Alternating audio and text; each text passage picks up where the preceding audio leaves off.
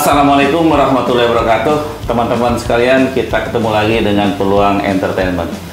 Sekali ini kita ingin berbicara mengenai pengawasan terhadap koperasi-koperasi bermasalah. Banyak teman-teman mengatakan ini agak terlambat pemerintah menangani koperasi bermasalah, karena 2-3 tahun yang lalu ini sudah ramai sekali. Tapi kayaknya kita nggak usah memperdebatkan itu, mendingan terlambat daripada nggak sama sekali. Jadi pemerintah akhirnya membentuk suatu tim tugas untuk menangani koperasi bermasalah. Kementerian Koperasi ya, ini Pak Teten menunjuk ahlinya, Pak Agus Santoso. Banyak orang bertanya siapa ini Agus Santoso. Orang koperasi pasti siapa ya? Tapi kalau orang-orang perbankan tahu banget. Bahkan orang-orang yang bergelimang di simpan uang ketakutan ini, karena beliau ini senior yang berat lah di Bank Indonesia, terakhir di kepala cabang di kepala perwakilan di New York Pak ya. Iya.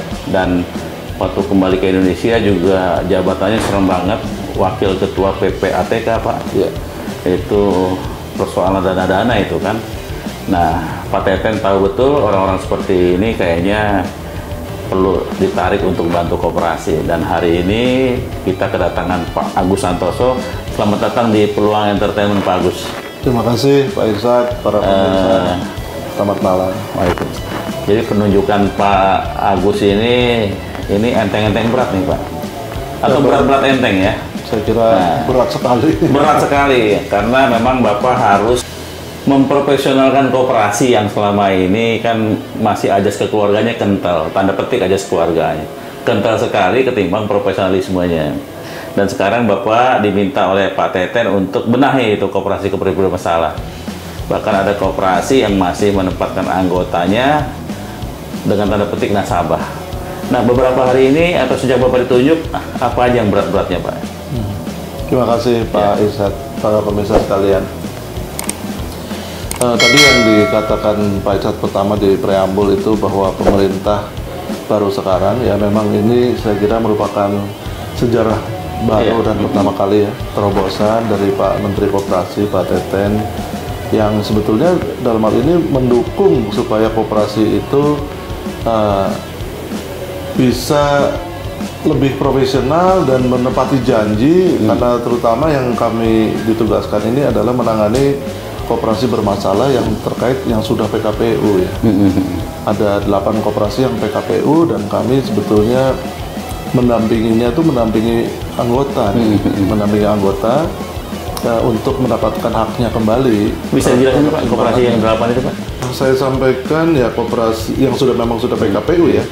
Koperasi Sejahtera Bersama, KSP Indosurya, KSP Praciko Inti Sejahtera, KSP PS Praciko Inti Utama, KSP Inti Dana, Koperasi Jasa Berkah Wahana Santosa, KSP 5 Garuda, dan KSP Timur Pratama Indonesia. Iya. Ya, sejak diangkat kami sebagai Satgas. Satgas ini tentu yang pertama adalah bukan hanya Kemenkop, tapi memang saya ditunjuk menjadi Ketua Satgas. Wakil Ketua adalah Pak Direktur Tipideksus Barreskrim. Kemudian Wakil Ketua keduanya adalah Pak Yudi Wibisana. Ini adalah mewakili masyarakat. Kemudian anggotanya dari Kepolisian, Kejaksaan Agung, PPATK, dan bahkan hari ini SK tersebut sudah diadendum karena diperkuat lagi dengan teman dari OJK yang ikut masuk dalam Satgas. Di lintas lembaga terkait. Lintas lembaga terkait, iya. Ya, ada penegak hukum, ada otoritas jasa keuangan, dan ada intelijen keuangan ya, PPATK. Terus apa aja Pak yang sudah Bapak datangin sekarang? Ya, kami tentu memprioritaskan supaya hak-hak anggota itu bisa kembali ya. Yang kami datangi tentu pertama yang memang menjadi apa ya, yang menjadi harapan masyarakat banyak itu Koperasi Sejahtera Bogor. Sejahtera Bersama Bogor ya. Kami sudah entry meeting di situ, tim juga sudah ada di situ. Kemudian Indosurya sudah kita datangi juga, sudah ketemu dengan pengurusnya. kemudian Praciko dua-duanya ya, yang konvensional dan yang syariah gitu. Nah, nanti mungkin dalam minggu depan ini dengan 5 Garuda ya. 5 Garuda ya. Iya. Kalau dengan para rekan-rekan sekerja ya, kami sudah datang ke PPATK, sudah ketemu dengan Kabar Eskrim tadi siang ya. Kemudian kami minggu depan tuh akan ketemu kejaksaan ya, dan ketemu stakeholder lain yang terkait untuk mengkoordinasikan, karena masalahnya ini kan simpanan itu telah berubah menjadi aset. Jadi aset ya. Aset itu juga macam-macam, ada aset tetap, jadi kami nanti akan koordinasi dengan BPN. Ada yang menjadi aset berupa perusahaan, itu yang kenapa kita harus koordinasi dengan OJK. Dan sebagainya lah. Itu pendekatannya apa Pak? Pendekatan perdata atau pidana Pak? Ya ini kita utamakan pengembalian dana simpanan yang sesuai dengan akta perdamaian PKPU homologasi. Jadi kalau ada kewajiban tahap 1 misalnya harus bayar berapa persen, ya itu yang kita ikuti. Jadi kita ikuti dari dekat Pak. Jadi maksudnya kita ikuti dari dekat itu, kita lihat cash flow-nya, dan kita harapkan memang betul-betul setelah kita ada di Satgas bentuk ini ada pembayaran, jadi ada implementasinya. Kalau ada persoalan-persoalan, ya ini karena ada penyangkut perdata, ada juga yang ada anggota yang melaporkan ke pihak penegak hukum. Nah ini yang kita coba koordinasikan ya. Pak, kalau sedikit dulu boleh Pak, kira-kira kalau KSB Bogor itu selesai nggak Pak kira-kira Pak? Karena banyak juga datang ke kantor kami ini minta wawancara lah, minta pokoknya rame lah, pokoknya korban aliansi macam-macam. Nah Pak Agus kan udah lihat nih, kira-kira apa clue-nya sedikit, apakah bakal lancar atau jangan-jangan yang terburuk pilot barangkali? Kita mencoba untuk tidak masuk ke pilotan. Tidak ya? Iya, oleh karena itu kami sebetulnya dengan para pengurus itu sudah menyampaikan, usahakan kita ini berusaha membayar sesuai akta perdamaian, gitu. Kan kalau PKP itu kan sebetulnya restrukturisasi kan, penundaan kewajiban utang kan. Ada homologasi. Itu kan udah kesepakatan, dan rata-rata kesepakatannya kan 60%, 70%, bahkan kalau di KSB itu 90% lebih ya. Jadi itu anggota tuh sebetulnya dan koperasi ini harus ada komunikasi dan ada itikat baik dari koperasinya untuk memang mengembalikan dana masyarakat. Nah, sebetulnya dana masyarakat atau dana anggota? Kadang-kadang ada juga koperasi. Iya, karena saya juga nasabah. Baru mereka juga ngomongnya nasabah lah, gitu ya, bukan anggota. Ini yang saya ingin kebetulan nih, salah kita istilahnya salah sebut ya manusiawi, tapi ini jadi penting nih. Maksud saya gini, banyak pengaduan yang masuk, kan saya buka call center Pak, buka call center. Nah, itu banyak yang masuk tuh, kami nasabah, kami pemegang polis, ada gitu juga. Bapak agak heran berarti ya? Heran saya. Oke Pak, saya ingin kasih sedikit backgroundnya. Teman-teman, ini Pak Agus Santoso ini di koperasi memang sering dipertanyakan siapa nih gitu. Ini orang bank paham nggak nih koperasi katanya. Tapi nggak banyak tahu bahwa Agus Santoso ini S2-nya hukumnya itu di Belanda, sehingga dia tahu persis bagaimana koperasi-koperasi di Eropa itu bekerja gitu. Di mana koperasi itu back main organization maupun backing finance-nya adalah di member atau anggota. Makanya ketika beliau ditanya begitu agak bingung ya Pak ya. Gimana Pak kira-kira? Bapak membandingkan koperasi Eropa yang gerak-gerak back main organization sama financing-nya di member itu, sekarang ketemu dengan kami nasabah Pak. Iya, jadi kalau kita tanya, kalau atau kita lihat di negara-negara yang konon individualis dan kapitalis berat, ya kan, malah koperasinya maju, membernya kuat ya. Ya, karena kenapa? Waktu saya tanya itu kenapa sih di Belanda bisa koperasi itu lebih bagus, padahal di Indonesia ini kan yang paguyuban, ya orangnya Kemensaf, ya, itu kok bisa ini? Terus kata mereka, ya karena justru karena kami itu individualis. Kami itu kalau membuat koperasi itu betul-betul dipikirkan dan memang harus mau berkontribusi. Gitu, bukan kalau di Indonesia kan jadi abu pakai mau begitu aja, ayo dong ikut koperasi. Ya udahlah ikutlah gitu. Kalau sana enggak, jadi bisa ada kota kecil tidak punya rumah jompo, terus aduh kita kalau udah tua gimana ya, anak-anak pada nggak ada, kita harusnya nih kita punya rumah jompo di kota ini. Bagaimana kalau kita bikin koperasi rumah jompo? Lalu mereka bikin koperasi rumah jompo ya apa namanya ya.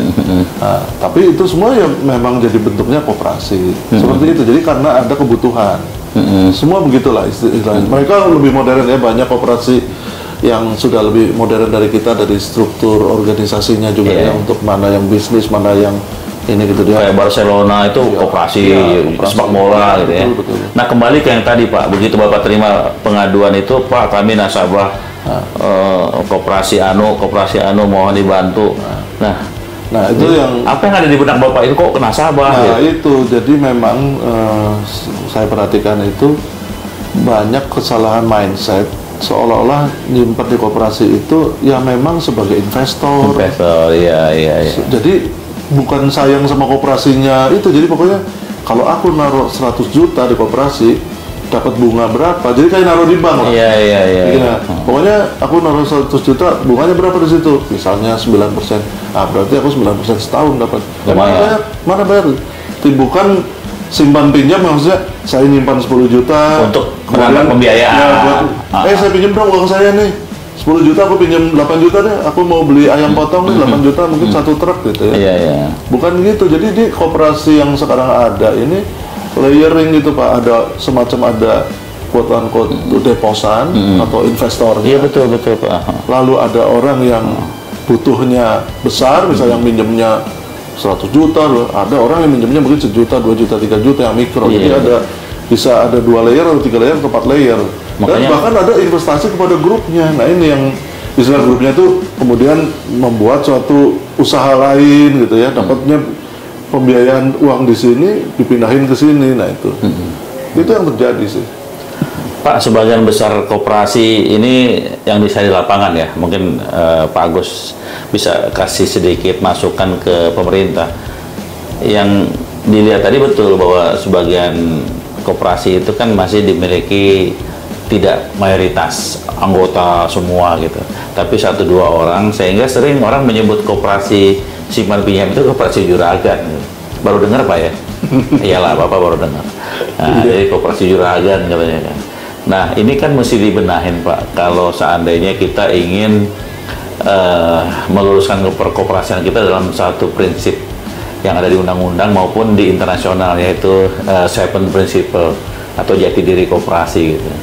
Nah kira-kira Pak Agus gimana nih? Apakah kita bisa memaksakan ini supaya koperasi itu menjalankan prinsip koperasi yang benar? Dan kalau ini bisa kita lakukan, Bapak bisa menjadi starting point-nya untuk memulai itu. Karena Bapak sekarang mengawasin. Ya memang yang kita mesti dorong itu sebetulnya, karena koperasi itu kan sebetulnya anggota-anggota adalah pemilik koperasi. Dan sebetulnya koperasi yang sejati itu kan sesuai kitohnya itu kan demokrasi. Jadi ya harus dituntut sebetulnya good governance, akuntabilitas dan transparansi. Gitu. Nah, good governance ini ya harusnya mau tidak mau ada proses kaderisasi, pergantian pengurus yang smooth ya, jadi kaderisasi dan jangan misalnya itu lo lagi kan gitu ya. Kemudian 4R namanya Pak. Kemudian mesti ada transparansi. Transparansi itu harus berani misalnya menyampaikan secara terbuka di IG-nya, apa di websitenya, di publik, ya di media, misalnya neraca per 3 bulan, gitu ya, sehingga anggota tuh tahu, oh koperasinya arahnya ke sini sesuai dengan RAT, keputusan RAT atau tidak, gitu ya. Jadi lebih transparan gitu. Akuntabel. Jadi memang harus prinsip-prinsip good governance, akuntabilitas, transparansi ini harus didorong. Artinya Pak Agus melihat perkoperasi kita masih agak primitif dikit Pak ya? Ya sebenarnya sih bukan primitif, cuman menurut saya jadi kurang, keterbukaannya kurang. Keterbukaannya belum sampai ke sana. Ini harus jadi pengawas koperasinya itu nggak terlalu berat, karena dia nggak usah ngawasin sendiri, tapi dibantu oleh masyarakat atau oleh media massa, ada tekanan lah. Iya, saya jadi ingat gitu Pak, karena dulu rencana LPS itu ada Pak, lembaga penjamin simpanan itu, saya ingat sekitar tahun 2009 maaf Pak. Waktu itu masih Deputi BI-nya Ibu siapa, Siti yang perempuan itu, Siti Fajriah. Nah, Bu, ini orang-orang koperasi kalau kita buatkan LPS-nya gimana? Oh, BI senang banget. Tapi orang koperasinya mau nggak katanya? Jadi apa ya? LPS itu prinsipnya juga keterbukaan dan ada istilahnya ada kriteria untuk convergence namanya, convergence. Jadi LPS itu tidak semudah kita sampaikan begitu aja. Betul.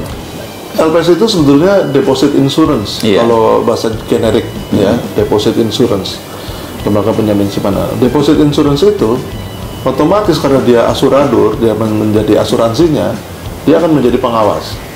Dia hanya mau seperti kita asuransi kesehatan. Iya, betul. Ada kriterianya, misalnya katakanlah anak orang umur 50 tahun, penyakitnya apa, di-assess dulu, punya penyakit yang berat apa enggak, preminya beda tuh. Pernah cancer nggak diterima gitu ya katakanlah ini diterima semua, tapi preminya kan pasti beda-beda. Orang yang sehat mungkin preminya berapa persen, yang sakit-sakitan berapa persen. Kalau di bank itu buku 1 bayar berapa, buku 2 bayar berapa gitu. Lihat kondisinya. Maksud saya, ya teman-teman koperasi kalau mau bikin LPS semacam itu ya istilahnya asuransi deposito ya.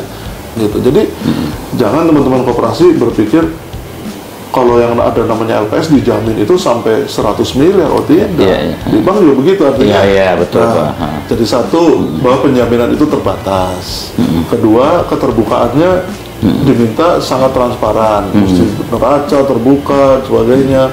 Risiko, karena kalau asuransi manajemen risiko seperti tadi, pemeriksaan kesehatan tadi, dia akan menjadi semacam supervisory body juga akan melihat ya.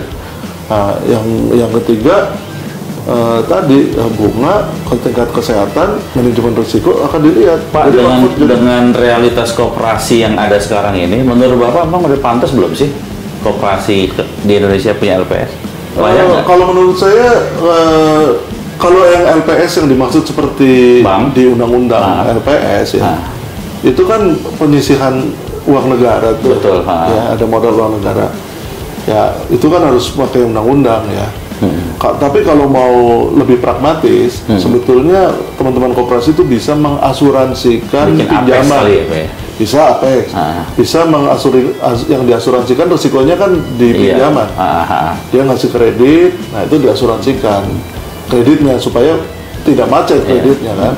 Nah misalnya seperti itu, menggunakan yang sudah ada ya, infrastruktur yang ada asuransi kredit. Mau asuransi simpanan, coba bicara sama Dewan Asuransi kan. Nah, gitu kira-kira kalau asuransi deposito gimana? Atau mau punya Apex, artinya karena koperasi itu ada koperasi sekundernya, nah mungkin koperasi sekunder ini yang bisa menjadi Apexnya misalnya. Atau Apexnya mau bank, kan ada juga yang itu. Jadi dia Apexnya bank gitu. Tapi intinya masih jauh lah Pak ya kalau koperasi ya. Ya itu tergantung teman-teman koperasi karena koperasi ini kan beda sama bank ya. Iya beda, sangat beda. Sama bank kan. Nah, kalau bank kan dana publik, ini kan community based ekonomi sudah. Ekonomi pemberdayaan masyarakat ya. Jadi anggota nih. Kalau bank itu dia punya contagion effect sebetulnya. Kalau dia kolaps itu bisa seperti kartu domino tuh keluar tek efek dominonya jatuh semua ya. Kalau koperasi ini alhamdulillahnya enggak nih Pak Irsad. Jadi walaupun ada 8 koperasi bermasalah, koperasi lain oke. Artinya karena apa? Karena anggota ini tetap percaya kepada koperasi di lingkungannya masing-masing.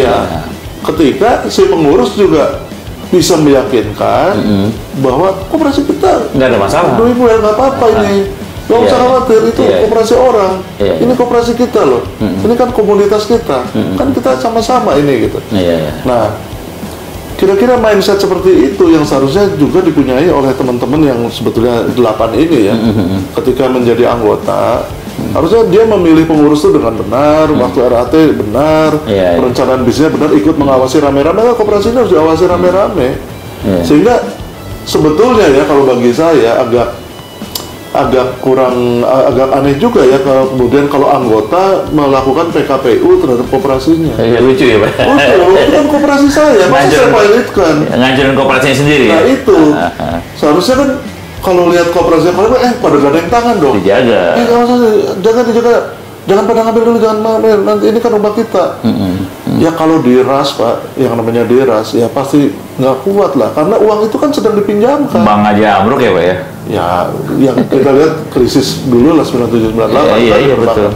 Artinya karena ini memang bisnis KSP ya dengan bank, ini secara hakikat bisnis sama ini.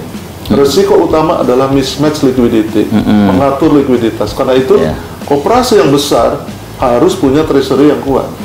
Penyeimbangan funding lending.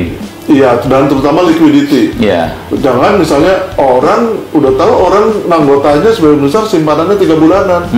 Lah jangan ngasih kredit 2 tahun. Udah pasti mismatch karena ini ngambil 3 bulan kan jatuh tempo, 3 bulan jatuh tempo, 3 bulan jatuh tempo. Di KSB kayaknya banyak begitu Pak.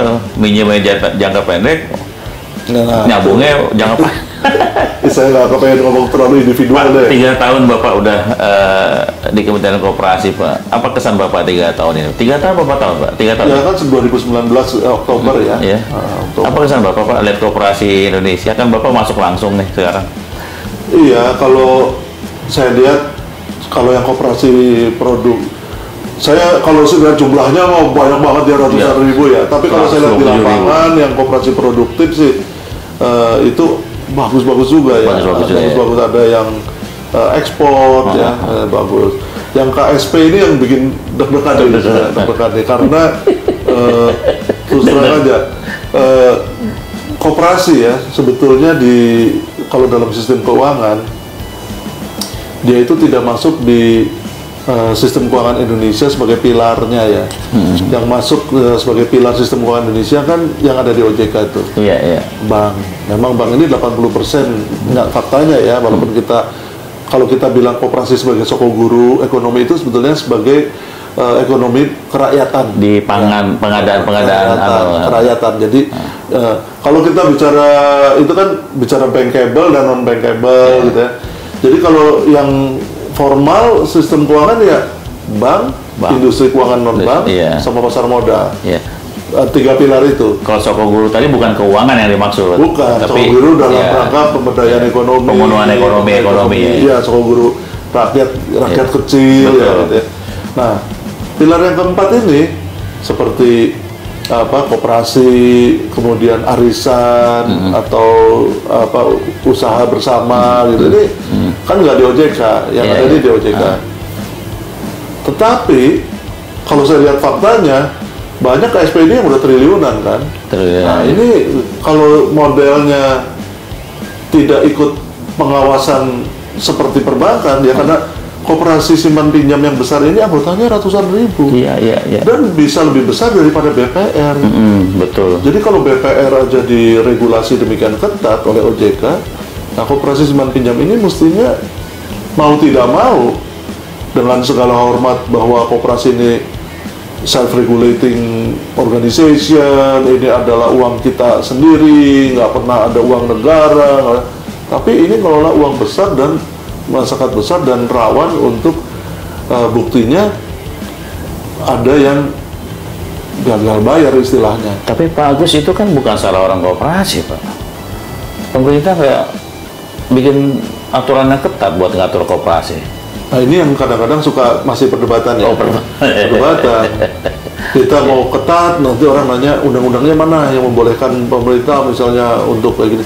Kalau bank Pak untuk yang sudah, kalau bank kan dikecualikan dari kepilitan ya. Nah dulu koperasi kenapa nggak minta dikecualikan juga dari undang-undang kepilitan? Bank asuransi kan dikecualikan. Bank kalau sudah bermasalah likuiditas Pak, itu dulu waktu saya masih di Bank Indonesia masih pengawas atau sekarang di OJK kan masuk tuh menjadi pengawasan khusus.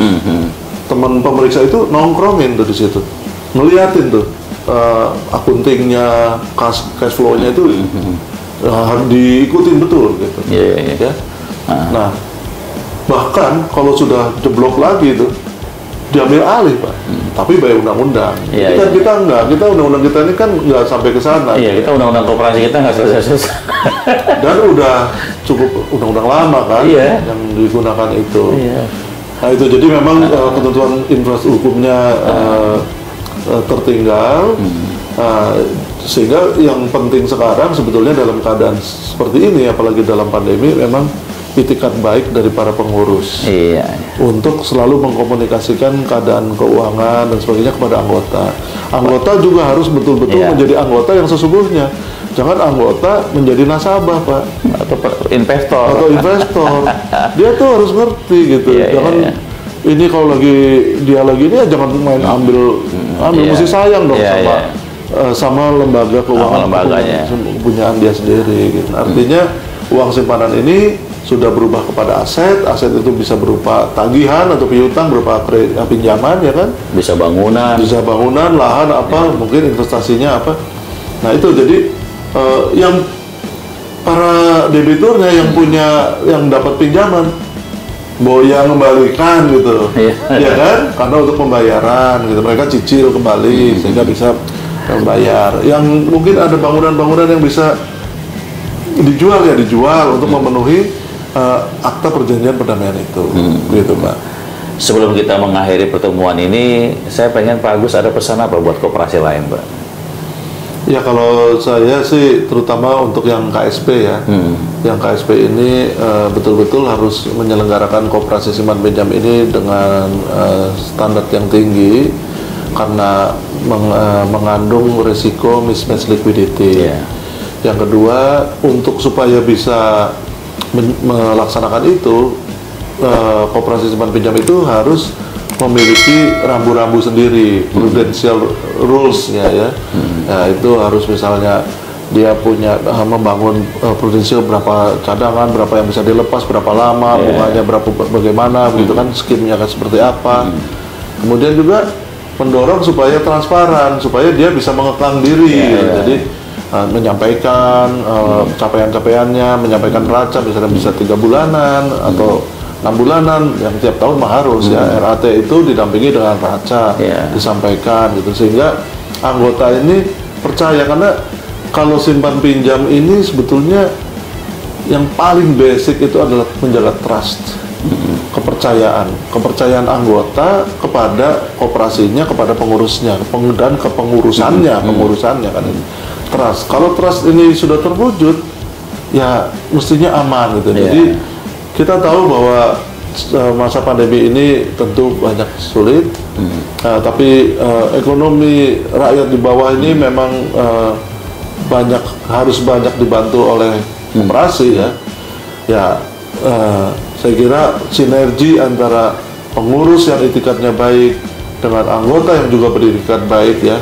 Artinya kalau anggota beretikat baik itu terutama yang menjadi debiturnya mengembalikan pinjamannya, ya kan, jangan macet, karena kalau Anda macet, anggota lain mau narik uangnya menjadi sulit, akhirnya bingung di situ, terjadilah mismatch liquidity. Baik teman-teman sekalian, kita sudah berbincang dengan Pak Agus Santoso, Ketua Tim Penanganan Koperasi Bermasalah. Semoga kehadiran beliau di penugasan yang berat ini bisa menyelesaikan persoalan-persoalan koperasi kita yang beberapa waktu ini atau setahun 2 tahun terakhir ini betul-betul berada di titik terendah dalam pertumbuhan koperasi Indonesia. Jangan lupa ya, subscribe, like, dan komen untuk Pak Agus. Dan kita akan berjumpa lagi dengan tokoh koperasi yang lain maupun pejabat koperasi yang lain. Wassalamualaikum warahmatullahi wabarakatuh.